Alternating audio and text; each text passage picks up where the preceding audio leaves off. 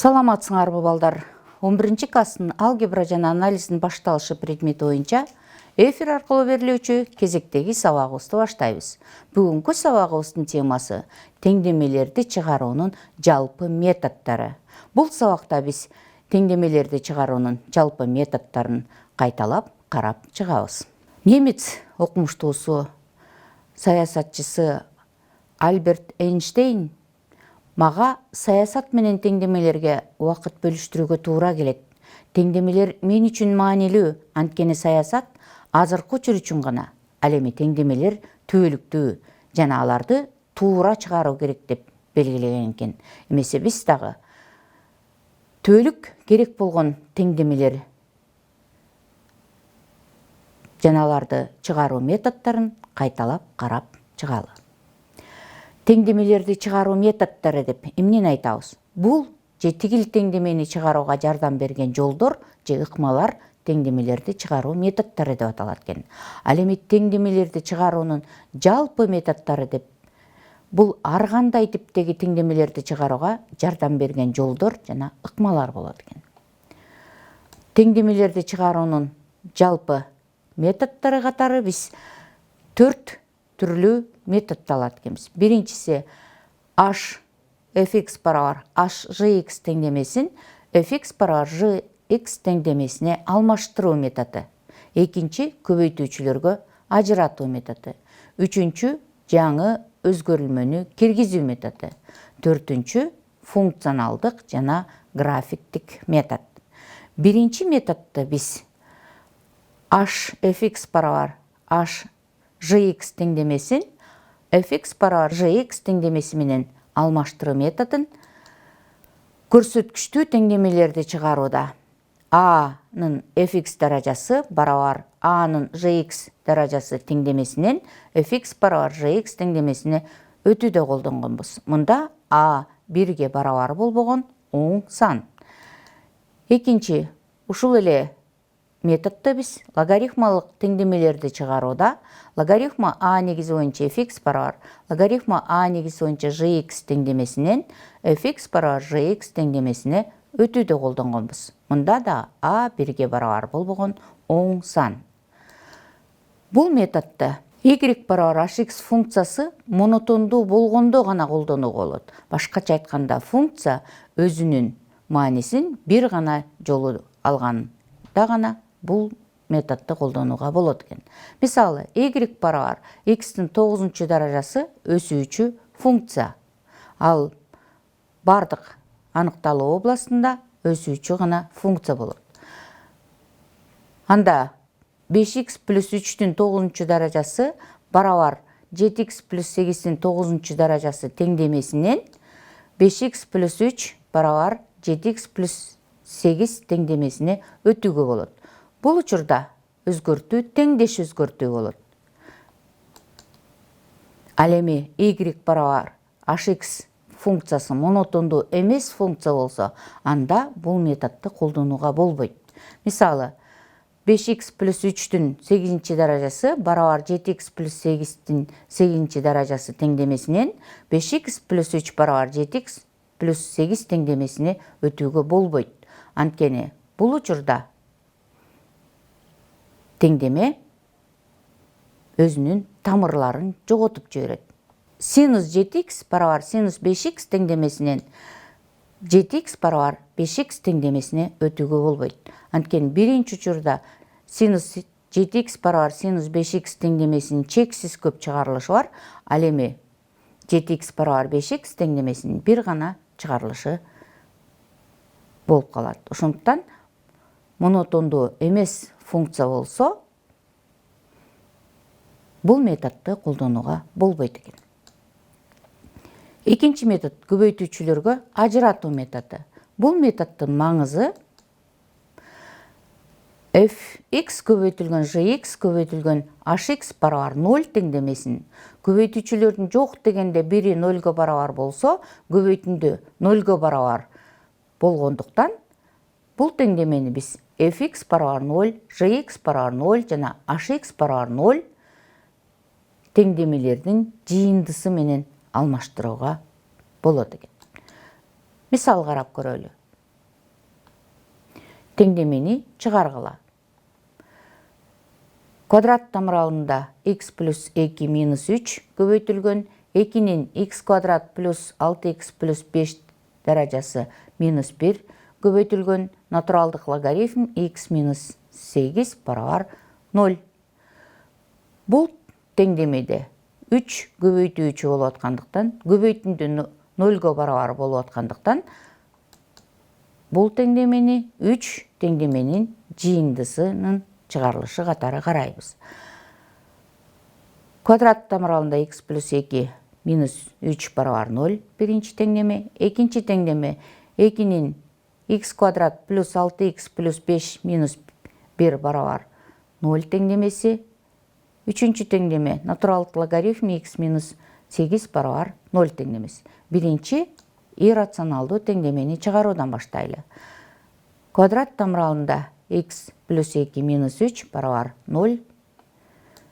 Бул теңдемеден биз радикалды жалгыздатабыз. 3-тү барабардын экинчи жагына алып өтөбүз.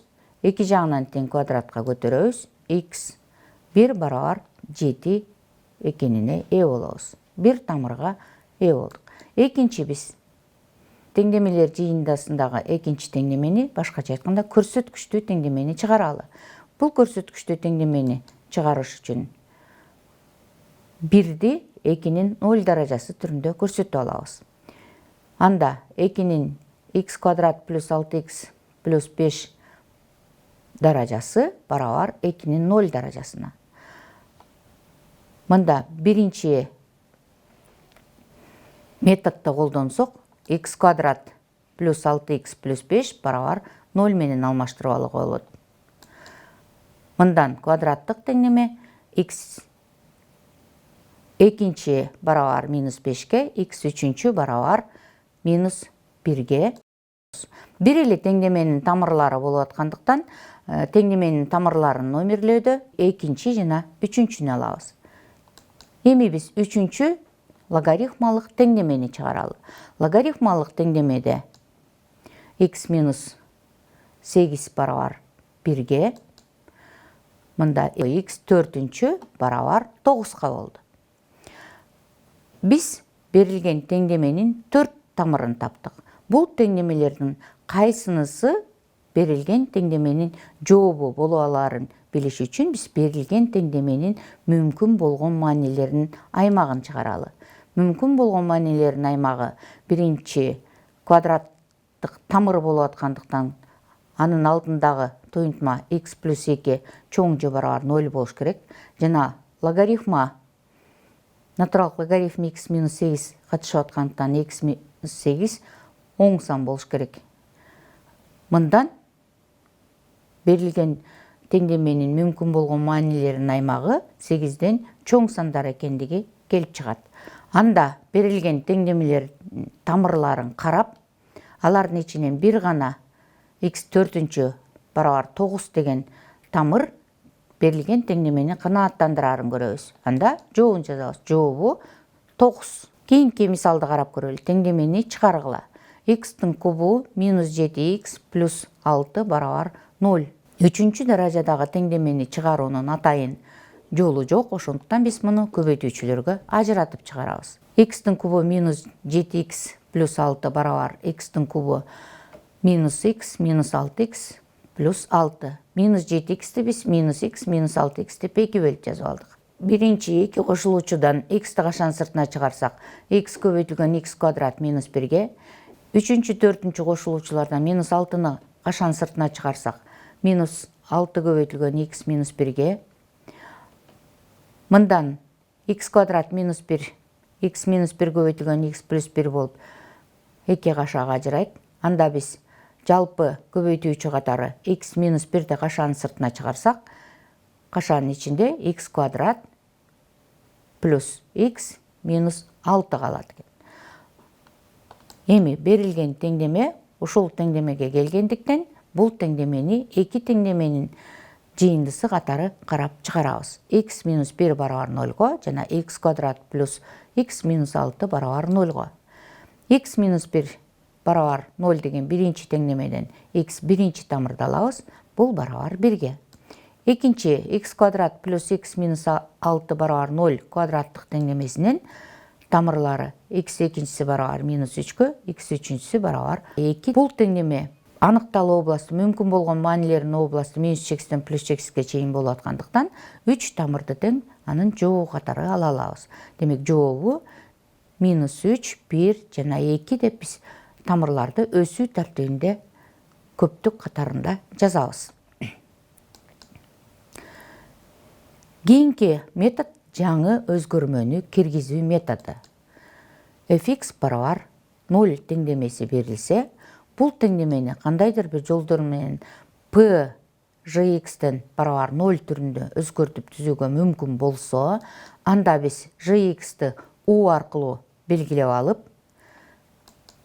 pu барабар 0 теңдемесин чыгарабыз.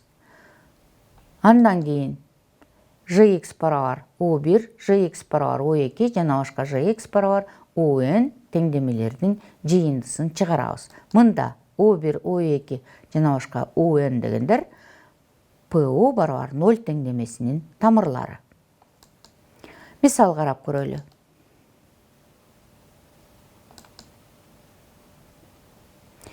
Теңдемени чыгаргыла. Квадрат тамыралында x'тин квадраты минус x плюс 2 плюс квадрат тамыралында x квадрат минус x плюс 7 барабар квадрат тамыралында 2x'тин квадраты минус 2x плюс 21 деген иррационалдуу теңдеме берилсин. Бул теңдемени чыгарыш үчүн u барабар x квадрат минус x өзгөрүлмөсүн киргизебиз. Башкача айтканда, u менен биз x квадрат минус x'ти белгилеп алабыз. Анда берилген теңдеме u плюс 2 квадрат тамыралында плюс u плюс 7 квадрат тамыралында барабар 2u плюс 21 квадрат тамыралында түрүнө келет экен. Бул теңдемени чыгарыш үчүн биз эки жагынан тең квадратка көтөрөбүз.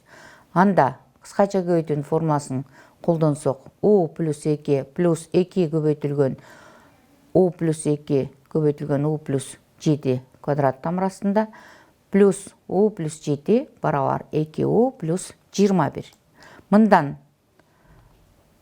окшош мүчөлөрүн жыйнап квадрат тамыралында u плюс 2 көбөйтүлгөн u плюс 7-ни барабардыктын сол жагына калтырып, экинчи жагына калган санды барабар 6-ны жазсак, анда кайрадан квадратка көтөрүү менен u квадрат плюс 9u плюс 14 барабар 36 теңдемесине ээ болобуз.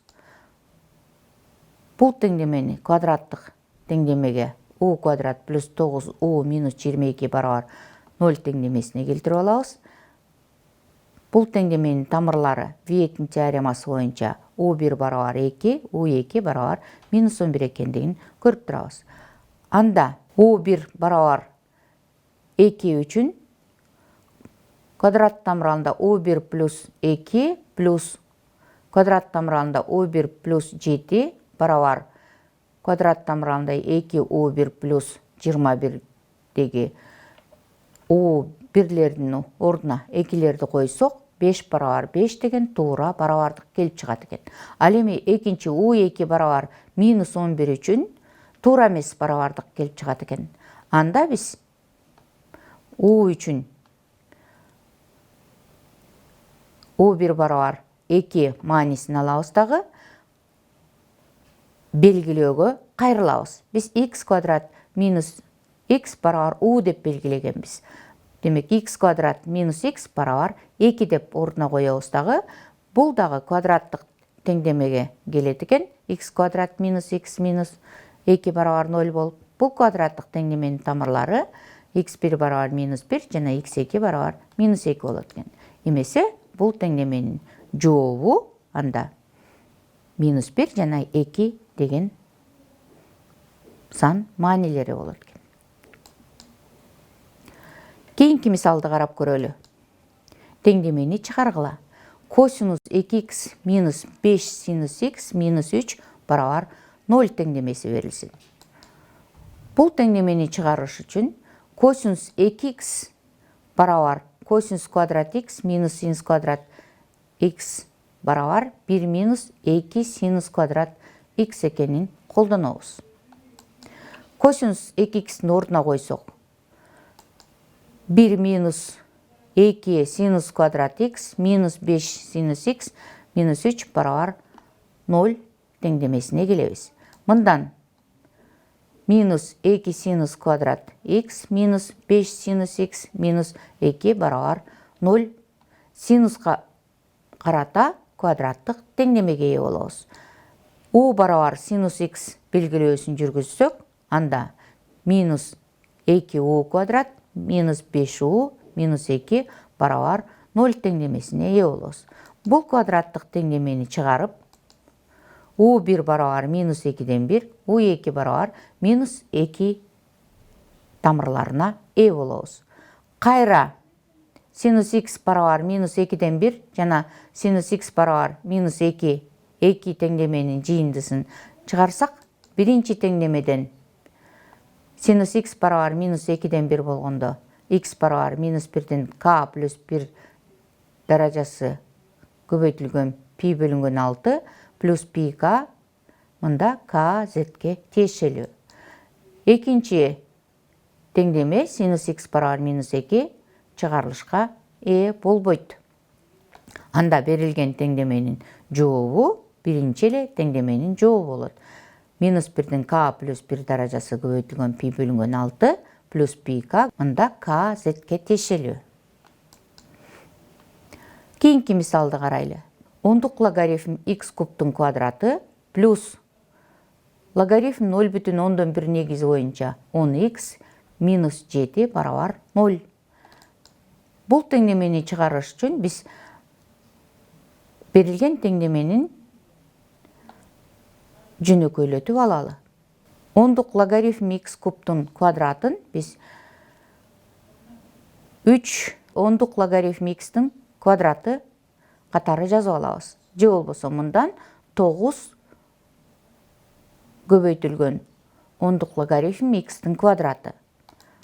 Ал эми логарифм 0,1 негизи боюнча 10x'ти логарифм 10дун минус 1 даражасы негизи боюнча 10x деп жазып алабыз. Мындан минус ондук логарифм 10x'ка ээ болобуз. Логарифм касиети боюнча минус ондук логарифм 10 плюс ондук логарифм x. Мындан минус 1 минус ондук логарифм x келип чыгат. Жөнөкөйлөтүүлөрдү берилген теңдемеге ордуна койсок, 9 ондук логарифм x'тин квадраты минус 1 минус ондук логарифм x минус 7 барабар 0. U барабар ондук логарифм x деп белгилеп алсак, берилген теңдеме квадраттык теңдемеге келет экен. 9 u'нун квадраты минус u минус 8 барабар 0. Бул квадраттык теңдеменин тамырлары u1 барабар 1ге жана u2 барабар минус 9тан 8ге барабар. Белгилөөгө кайра кайрылсак, ондук логарифм x барабар 1 жана ондук логарифм x барабар минус 9тан 8 теңдемелердин жыйындысын чыгарууга туура келет. Биринчи теңдемеден ондук логарифм x барабар 1 теңдемесинен x барабар 10го, экинчи теңдеменен ондук логарифм x барабар минус 9тан 8 теңдемесинин тамыры x барабар 10дун минус 9тан 8 даражасы. Бул тамырлар берилген теңдеменин тамырлары боло алгандыктан жообуна тамырларынын көптүгүн жазып коебуз. 10 жана 10дун минус 9тан 8 даражасы. Эми кийинки метод функционалдык графиктик метод. fx барабар gx түрүндөгү теңдемелер берилсе, бул теңдемелерди y барабар fx функциясын жана y барабар gx функциясынын графиктерин бир эле координаталык системага сызсак, алардын кесилиш чекиттеринин абсциссалары берилген теңдеменин тамырлары боло алат экен. Бұл метод теңдеменің тамырларының санын анықтауға, тамырдың жақындатылған маанисін табуға жардам береді. Айрым учурда тамырдың так маанисі дағы табылат. Эгерде y=fx жана y=gx функцияларынын бири өсүүчү болуп, ал эми экинчиси кемисе, анда fx=gx теңдемеси же тамырга ээ болбойт, же бир гана тамырга ээ болот. Мисал карап көрөлү. Теңдемени чыгаргыла. Квадрат тамыралында x барабар модул ичинде x минус 2. Бул теңдемелерди чыгарыш үчүн y барабар квадрат тамыралында x функциясын жана y барабар модул ичинде x минус 2 функцияларынын графиктерин бир эле координаталык системага сызып алабыз. Бул графиктер эки чекитте кесилишери көрүнүп турат. Биринчиси 1-1 чекити жана экинчи 4-2 деген чекиттер. Бул чекиттердин абсциссалары берилген теңдеменин тамырлары болгондуктан x биринчи тамыры барабар 1-ге, ал эми экинчи тамыры 4-кө барабар. Жообуна ушул тамырларды жазып коебуз. 1, 4. Эгерде кандайдыр бир x аралыгында y барабар fx, y барабар gx функцияларынын биринин эң чоң мааниси a, ал эми экинчи функциянын эң кичине мааниси дагы a-га барабар болсо, анда fx барабар gx теңдемеси x аралыгында fx барабар a жана gx барабар a теңдемелер системасына тең күчтө болот. Теңдемени карап көрөлү. Косинус 2πx барабар x квадрат минус 2x плюс 2 теңдемесин чыгаруу үчүн биз y барабар x квадрат минус 2x плюс 2 квадраттык функциясын карайбыз.